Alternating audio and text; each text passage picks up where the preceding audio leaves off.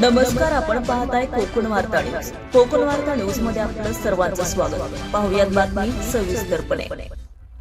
तळा तालुक्यातील बोरीचा माळ येथील श्री लक्ष्मीनारायण मंदिर लोकार्पण सोहळा या प्रसंगी उपमुख्यमंत्री नामदार एकनाथ शिंदे यांच्या हस्ते रविवारी दिनांक 19 रोजी करण्यात आला. या प्रसंगी संबोधित करताना म्हणाले की निसर्गरम्य वातावरणातील 300 वर्षांपूर्वीचे मंदिराचा जीर्णोद्धार लोकार्पण सोहळा करण्याचं भाग्य मला लाभलं. ही श्री लक्ष्मीनारायण देवाची कृपा आहे. छोट्याशा गावात येऊन समाधान वाटले. त्या मंदिराची व्यवस्था, निगा, पावित्र्य, मांगल्य राखणे प्रत्येकाची जबाबदारी आहे. तुकाराम काते सच्चा शिवसैनिक आहे. आम तुकाराम काते हे बाळासाहेबांचे मावळे आहेत. आमच्या उठावात सामील झाले नसते तर गडबड झाली असती.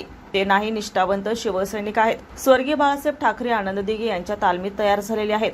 रायगड हा छत्रपती शिवाजी महाराज यांची जन्मभूमी असून भरतशेठ गोगावले शिवसैनिक आहेत.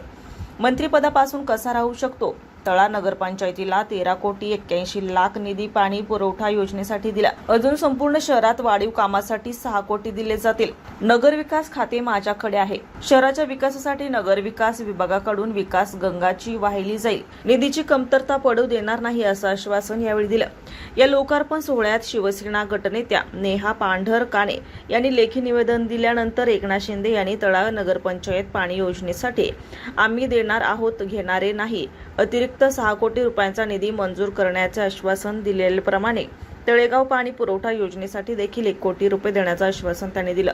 सोन्याचा चमचा घेऊन जन्माला आलो नसलो तरी सर्वसामान्यांसाठी सोन्याचे दिवस आणणार. माझ्या 2.5 वर्षाच्या मुख्यमंत्री कारकिर्दीमध्ये 567 महत्त्वाचे निर्णय घेतले. लाडकी बहीण योजना राबवली. गरिबी जवळून बघितली आहे. माझ्या बहिणींना 1,500 दरमहा देऊन आर्थिक मदतीला हातभार लागला. स्वतःचे पैसे काढण्याचा अधिकार मिळाला. पैसे देणारा भाऊ पण खंबीरपणे पाठीशी उभा होता. कोणीही कितीही अडचणी आणल्या तरी योजना बंद होणार नाही असं आश्वासित केलं. महिला बालविकास विभागाला KYC करण्याची मुदत वाढवून देण्याचे आदेश पारित केले आहेत.